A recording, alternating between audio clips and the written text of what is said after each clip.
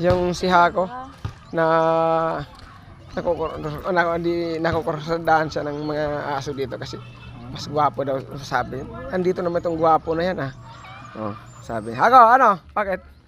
Mas gwapo ka daw kasi sa kanila. Kaya yan, malalaking aso dito. Pag ibang aso po dito ang pumupunta, inaaway po.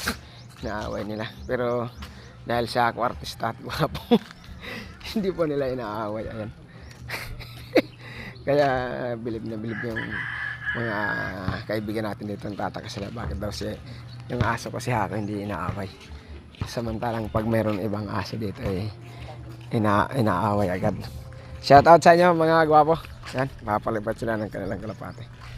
Ay, nagtataka sila bakit daw hindi inaaway si Hako. Eh paano eh gwapo yan si Hako eh.